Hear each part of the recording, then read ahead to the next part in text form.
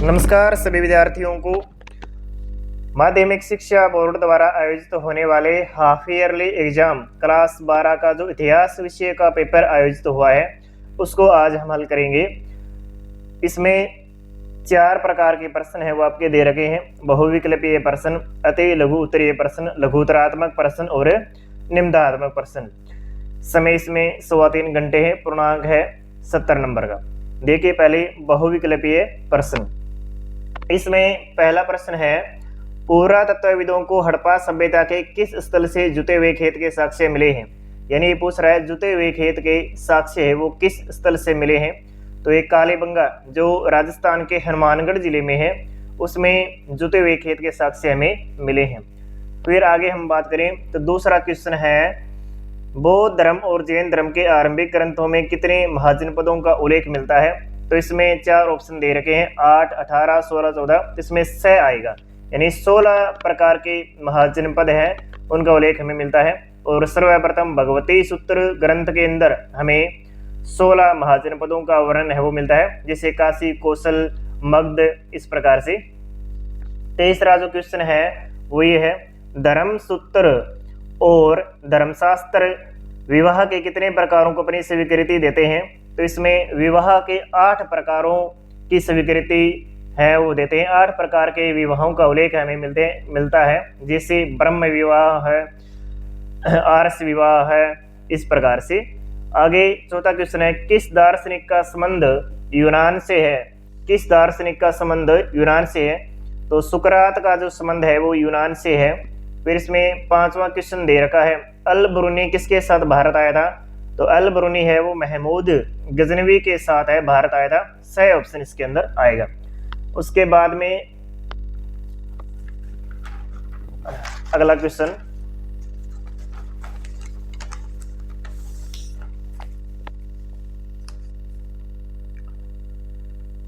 है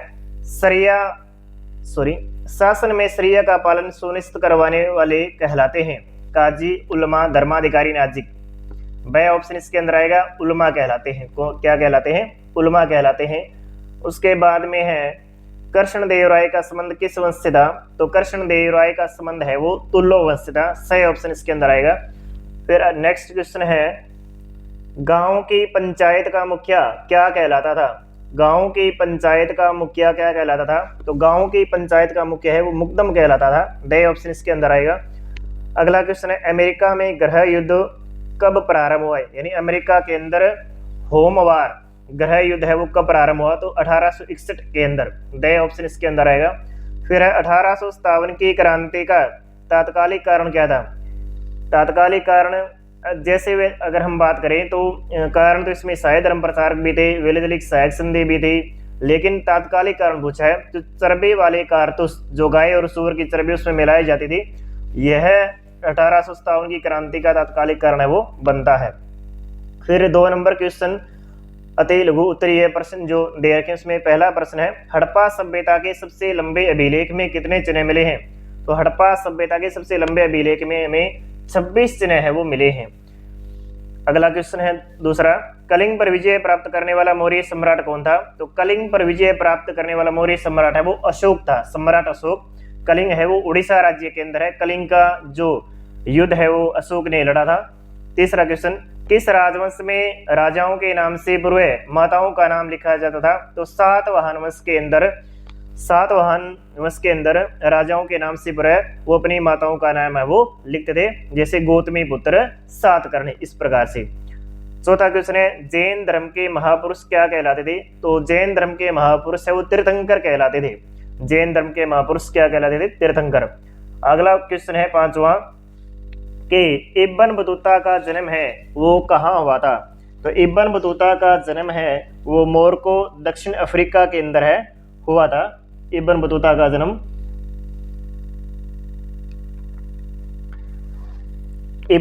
का जन्म है वो अफ्रीका के मोरक्को नामक स्थान पर हुआ था। अगला है, दक्षिण के चोल सम्राटों ने किस भक्ति परंपरा का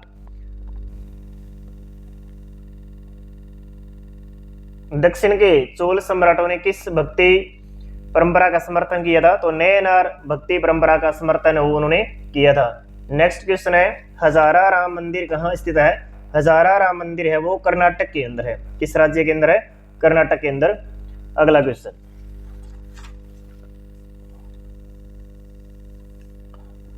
अगला क्वेश्चन देखिए, आइन ए अकबरी किसके द्वारा लिखी गई थी? तो आइन ए अकबरी है, उसके लेखक है वो अबुल फजल थे। कौन थे? अबुल फजल, यानी आइन ए अकबरी के लेखक है वो अबुल फजल थे। नेक्स्ट क्वेश्चन है, संथाल लोग किस प्रकार की खेती करते थे? संथाल, एक तो हम पढ़ते हैं संथाल के बारे में और एक हम पढ़ते हैं पहाड़िया के बारे में। तो संथाल लोग जो है वो हल से स्थायी खेती करते थे, यानी एक ही जगह रह करके वो स्थायी खेती किया करते थे संथाल लोग, यानी जंगलों को काट करके वहां पर जमीन तैयार करते थे और उसको उस भूमि को उपजाऊ बनाते थे और उसके ऊपर है वो खेती करते थे। यानी जो पहाड़िया लोग है वो झूम खेती करते थे, पहाड़िया लोग झूम खेती करते थे और संथाल लोग है वो स्थायी खेती करते थे। अगला क्वेश्चन है, 10वां क्वेश्चन है कि गवर्नर जनरल के प्रतिनिधि को क्या कहा जाता था? तो गवर्नर जनरल का प्रतिनिधि है वो रेजिडेंट कहलाता था। क्या कहलाता था? रेजिडेंट। नेक्स्ट क्वेश्चन, किस उद्योगपति ने राष्ट्रीय आंदोलन का खुला समर्थन किया था? यानी जो राष्ट्रीय आंदोलन महात्मा गांधी के नेतृत्व के अंदर चलाए गए थे, तो उसमें से घनश्याम दास बिड़ला ने राष्ट्रीय आंदोलन का खुला समर्थन है वो किया था। अगला क्वेश्चन है, संविधान सभा के अध्यक्ष कौन थे? तो संविधान सभा के जो अध्यक्ष हैं वो डॉक्टर राजेंद्र प्रसाद थे। फिर लघुत्तरात्मक प्रश्न आते हैं और लघुत्तरात्मक प्रश्नों के अंदर पहला क्वेश्चन जो दिया हुआ है वो ये है, देखिए इसमें पहला क्वेश्चन है, हड़प्पा सभ्यता के निर्वाह के तरीकों का वर्णन करो। यानी हड़प्पा सभ्यता के जो लोग हैं वो किस प्रकार से अपने जीवन का निर्वाह करते थे? तो जैसे पशुपालन करके, कृषि कार्य करके, इस शिकार करके, इस प्रकार से अपने जीवन का निर्वाह वो करते थे। आगे 16 महाजनपदों में मगध के उत्थान के कोई 3 कारण बताओ। यानी मगध है वो सबसे बड़ा महाजनपद था, वहां पर सबसे ज्यादा विकास यानी मगध का उत्थान सर्वोपरि क्यों हुआ? तो क्योंकि मगध के अंदर जो खेती थी वो एक बहुत उपजाऊ थी, इसलिए मगध का उत्थान हुआ। फिर हम कह सकते हैं कि लोहे के उपकरण वहां पर थे, लोहे के उपकरण और हथियार, यानी लोहे की खदानें वहां पर मिली है, तो उनसे लोहे के उपकरण और हथियार तैयार हुए, इसलिए मगध का उत्थान हुआ। और मगध के जंगलों में हाथी है वो बड़ी मात्रा के अंदर पाए जाते थे, इसलिए मगध जो महाजनपद है वो सबसे बड़ा महाजनपद उभरा। अगला, मातृवंशिकता से आप क्या समझते हैं? तो जिस वंश का नाम उनकी माता के नाम पर चलता हो वो मातृवंशिकता कहलाता है। फिर है, भोपाल के शासकों ने सांची स्तूप के संरक्षण के लिए क्या उपाय किए? सांची का जो स्तूप है उसका संरक्षण है वो भोपाल के शासकों ने किया। इसमें से पहला हम ये लिख सकते हैं कि भोपाल की जो रानी थी शाहजहां बेगम, उन्होंने इसके संरक्षण के लिए बड़ी मात्रा में धन दिया, वहां पर संग्रहालय बनवाए और अतिथिशाला भी वहां पर बनवाई। फिर अगला क्वेश्चन है, इब्न बतूता ने नारियल का वर्णन है वो किस प्रकार किया है? यानी इब्न बतूता जो भारत में आया था उन्होंने नारियल का वर्णन है वो किस प्रकार से किया है? तो इब्न बतूता ने नारियल का वर्णन उन्होंने कहा है कि ये उसकी जो तुलना है नारियल की वो मनुष्य के सिर से की है, कि ये जो नारियल है वो मनुष्य के सिर के समान है और नारियल के ऊपर जो बाल है वो भी जैसे मनुष्य के सिर पर बाल होते हैं उसके समान ही है। इस प्रकार से उन्होंने नारियल का वर्णन किया। और एक क्योंकि नारियल उनके देश में था नहीं तो उनको एक आश्चर्यजनक फल है वो लगा नारियल का। अगला जो क्वेश्चन है, अलवार और नयनार संतों का जाति के प्रति क्या दृष्टिकोण था? तो अलवार और नयनार संतों का जाति के प्रति दृष्टिकोण है वो ये था कि जाति के प्रति उनका विरोधात्मक दृष्टिकोण था। जाति के अंदर जो भेदभाव था उनका उन्होंने विरोध किया, यानी समाज सुधार का कार्य एक प्रकार से उन्होंने किया था। महानवमी डिब्बा से जुड़े अनुष्ठानों का वर्णन कीजिए। अगला जो क्वेश्चन है कि महानवमी डिब्बा से जुड़े अनुष्ठानों का वर्णन। महानवमी डिब्बा है एक ऐसा स्थान था यानी जहां पर अनुष्ठानिक कार्य होते थे, जैसे दशहरा के ऊपर या दुर्गा पूजा, नवरात्रा, इस प्रकार से अनुष्ठानिक त्योहार है वो वहां पर बनाए जाते थे और बड़े बड़े यज्ञ भी वहां पर करवाए जाते थे। फिर अगला क्वेश्चन है, 17वीं शताब्दी के स्रोतों में किन 2 प्रकार के किसानों का उल्लेख मिलता है। तो एक तो है खुद कास्त और एक है पाही कास्त। फिर उसके बाद में अगला हमारा क्वेश्चन है कि संथाल विद्रोह के कोई दो कारण बताइए। संथालों ने विद्रोह क्यों किया? तो संथालों के विद्रोह का कारण, पहला कारण ये है कि अंग्रेजों की जो कंपनी थी ईस्ट इंडिया कंपनी, उन्होंने संथालों के ऊपर भारी मात्रा के अंदर कर है वो लगाए थे। और एक संथालों की जो भूमि थी, जो जमीन थी, उसके ऊपर जमींदारों ने कब्जा करना है वो शुरू कर दिया था, यानी अपने नियंत्रण में लेना शुरू कर दिया था। और महाजन है वो बड़ी मात्रा के अंदर उनसे ब्याज वगैरह वसूल करते थे। इसलिए संथालों का जो विद्रोह था वो अंग्रेजों के प्रति, जमींदारों के प्रति, महाजनों के प्रति था। फिर हमारा अगला क्वेश्चन है कि अंग्रेजों द्वारा अवध के अधिग्रहण का स्थानीय जनता पर क्या प्रभाव पड़ा? यानी अंग्रेजों ने जो अवध का अधिग्रहण किया था उनका स्थानीय जनता के ऊपर क्या प्रभाव पड़ा? तो अंग्रेज है, जो अवध की जो स्थानीय जनता है, उन्होंने अंग्रेजों का विरोध किया, क्योंकि अवध के नवाब से या अवध के राजा या नवाब से अवध की जनता है बहुत मतलब उनको मानती थी या उनका समर्थन करती थी। तो अंग्रेजों के प्रति एक प्रकार से असंतोष है वो अवध की जनता में फैला। फिर उसके बाद में हमारा क्वेश्चन है, गांधी जी के द्वारा दक्षिण अफ्रीका में किए गए कार्यों को संक्षेप में लिखिए। यानी महात्मा गांधी जब पहली बार दक्षिण अफ्रीका के अंदर गए थे 1893 के अंदर, और बाद में 1915 में भारत में लौटे थे, तो उस दौरान उन्होंने दक्षिण अफ्रीका में क्या कार्य किए थे कि पहले सत्याग्रह का प्रयोग हम कह सकते हैं कि उन्होंने दक्षिण अफ्रीका के अंदर किया था। और गांधी जी को महात्मा भी एक प्रकार से दक्षिण अफ्रीका ने बनाया था। तो वहाँ पर रंग भेद की नीति का विरोध है वो महात्मा गांधी ने किया, उसके कारण वो बहुत ज़्यादा वहाँ पर चर्चा में रहे। उसके बाद में है, संविधान में केंद्र को अधिक शक्तिशाली बनाने के लिए किन्हीं 3 प्रावधानों का उल्लेख करो। तो राजनीति विज्ञान के जो विद्यार्थी है वो तो आराम से इस क्वेश्चन को हल कर सकते हैं, क्योंकि राजनीति विज्ञान विषय के अंदर भी हम इनको पढ़ते हैं। एक तो आपातकालीन प्रावधान है जो केंद्र को अधिक शक्तिशाली बनाते हैं, क्योंकि आपातकालीन प्रावधानों के अंदर जब आपातकालीन प्रावधान लागू होते हैं तो सारी शक्तियां हैं वो राज्यों की केंद्र के हाथ में आ जाती है। दूसरा हम ये कह सकते हैं कि केंद्र सरकार को जो ये कानून बनाने की सूची है, संघ सूची, राज्य सूची, समवर्ती सूची, तो संघ सूची के अंदर सभी विषय हैं वो सबसे ज़्यादा विषय रखे गए हैं जो केंद्र को शक्तिशाली बनाते हैं। और महत्वपूर्ण विषयों जैसे रेलवे है, विदेश के बारे में है, इनके ऊपर कानून बनाने के अधिकार है वो केंद्र सरकार को है। फिर हम ये कह सकते हैं कि केंद्र सरकार इन प्रावधानों के अंदर सबसे अधिक शक्तिशाली है वो बन जाती है। फिर बाद में अगला हमारा क्वेश्चन है, क्रिप्स मिशन भारत कब आया और क्रिप्स वार्ता है वो बीच में क्यों टूट गई? तो क्रिप्स मिशन भारत में हम पढ़ते हैं कि क्रिप्स मिशन भारत के अंदर मार्च 1942 के अंदर आया था। अगला इन्होंने पूछा है कि यह वार्ता है वो बीच में क्यों टूट गई थी, कि यह वार्ता जो है वो बीच में क्यों टूट गई थी? तो क्रिप्स मिशन के जो अध्यक्ष थे सर स्टेफर्ड क्रिप्स, तो इनके साथ में कांग्रेस ने ये कहा कि आपको दोहरी शक्तियों के विरुद्ध, यानी ब्रिटेन है वो कांग्रेस का समर्थन करेगी, लेकिन ऐसा करने से अंग्रेजों ने क्या कर दिया, मना कर दिया। तो इसलिए यह वार्ता है वो बीच में ही टूट गई।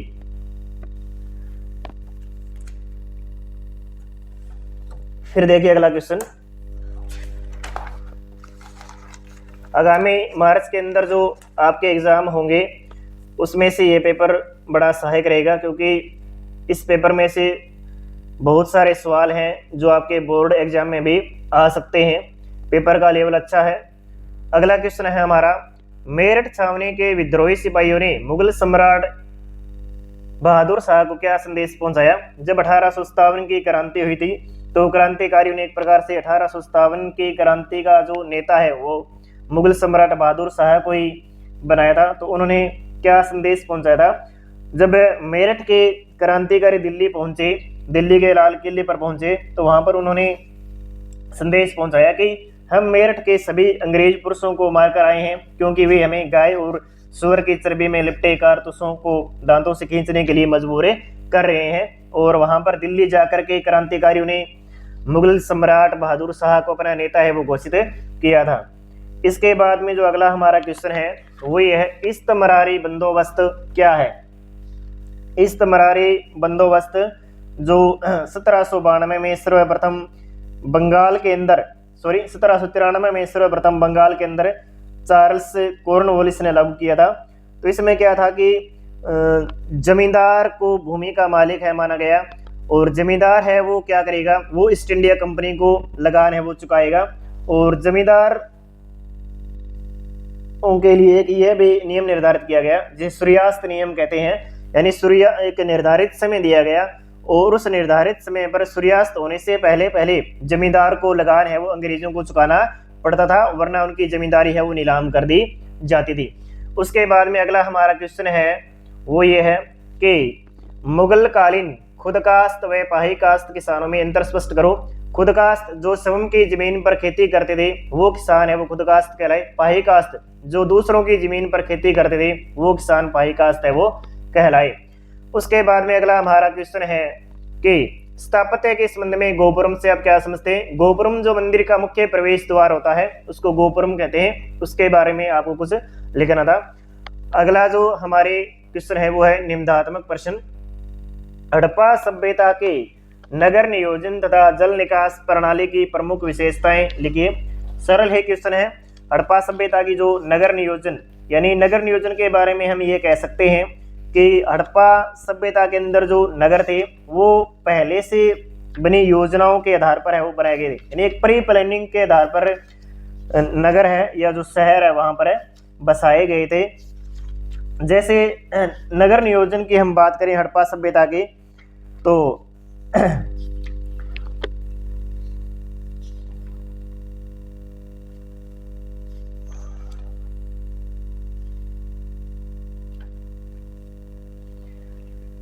जैसे नगर है, मैंने आपको बताया कि हड़प्पा के जो नगरों का निर्माण है वो एक निश्चित योजना के अनुसार किया गया था, पहले से बनाई गई योजना के अनुरूप बनाया गया। फिर नगरों के अंदर सड़कें हैं वो बनाई गई, यानी नगरों की जो सड़कें हैं तथा गलियां हैं वो एक निश्चित योजना के अनुसार बनाई गई थी।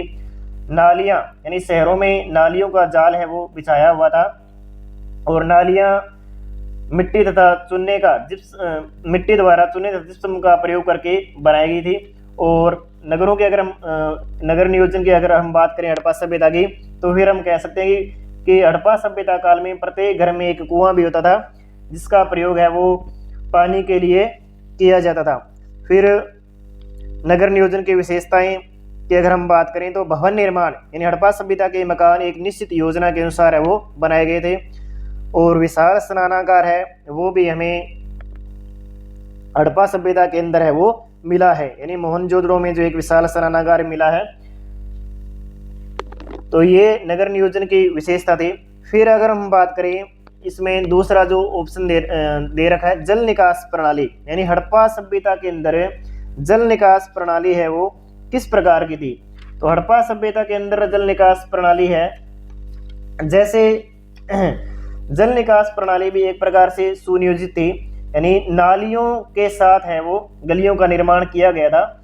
यानी जैसे गलियों के अंदर घर होते हैं और घर से सटी हुई नाली का निर्माण है वो किया गया था, और छोटी छोटी नालियां जो होती है पानी की उनका जो पानी है वो के बड़े नाली में गिरता था, और घरों की जो नालियां हैं वो एक होदी या मलकुंड में खाली होती थी, और नालियों के किनारे कुछ गड्ढे हैं वो भी बनाए गए थे, और समय समय के ऊपर नालियों की वो भी सफाई है वो की जाती थी। तो जैसे नगर थे या शहर थे हड़प्पा सभ्यता के वो एक प्लानिंग के आधार पर बसाए गए थे, वैसे ही एक प्लानिंग है वो जल निकास प्रणाली की गई थी।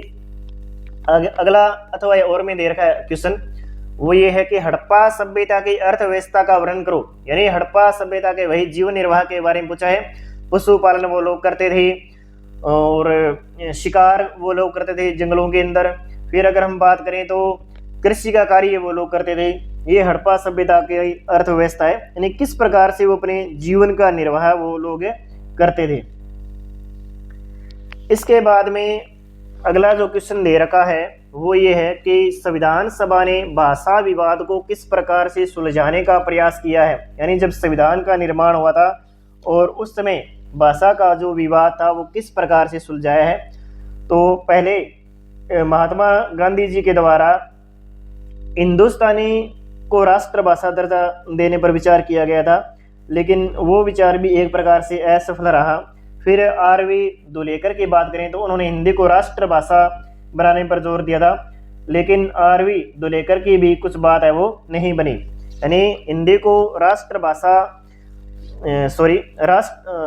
राष्ट्रभाषा बनाने पर जोर दिया गया था, लेकिन राष्ट्रभाषा का विरोध है वो दक्षिण भारत के कुछ जो संविधान सभा के सदस्य थे उन्होंने किया था। बाद में हिंदी को एक राजभाषा के रूप में मान्यता है वो दी गई, और किसी भी भाषा को राजकीय भाषा है वो नहीं बनाया गया। और भाषा संबंधी इस विवाद को सुलझाने के लिए एक भाषा समिति भी बनाई गई थी, और उसके बाद में जो हिंदी को है वो राष्ट्रभाषा स्वीकार नहीं किया गया और एक राजभाषा है वो स्वीकार किया गया था। उसके बाद में अगला प्रश्न दे रखा है, संविधान सभा के गठन का विवेचन है वो कीजिए। तो संविधान सभा का जो गठन है वो हम पढ़ते हैं कि कैबिनेट मिशन की योजना के अनुसार है वो किया गया था। कैबिनेट मिशन जो भारत में आया था और उसकी योजना के अनुरूप है वो संविधान सभा का गठन किया गया था। और संविधान सभा में लगभग ज्यादा जो प्रभुत्व है कांग्रेस पार्टी का रहा। इसके बाद में मानचित्र दे रखे हैं। भारत के मानचित्र में निम्नलिखित ऐतिहासिक स्थलों को आपको अंकित करना है। राजगीर जो है वो बिहार के अंदर है। आगे है नागेश्वर गुजरात के अंदर है। लखनऊ उत्तर प्रदेश के अंदर है। नासिक महाराष्ट्र के अंदर है। चंपारण बिहार के अंदर है। लोथल गुजरात के अंदर है। भारत के मैप के अंदर आपको स्थानों को अंकित करना है। फिर हम बात करें कि इसमें मुंबई महाराष्ट्र में दर्शाना है, पानीपत हरियाणा में, रायबरेली उत्तर प्रदेश में, अहमदाबाद गुजरात के अंदर है, कानपुर उत्तर प्रदेश में, सारनाथ है बिहार के अंदर है। इन स्थानों को आपको भारत के मैप के अंदर है वो अंकित करना था। इसी के साथ पेपर को हमने पूर्ण रूप से हल किया है। अगर आपने चैनल को अभी तक सब्सक्राइब नहीं किया तो सब्सक्राइब कर दें। धन्यवाद।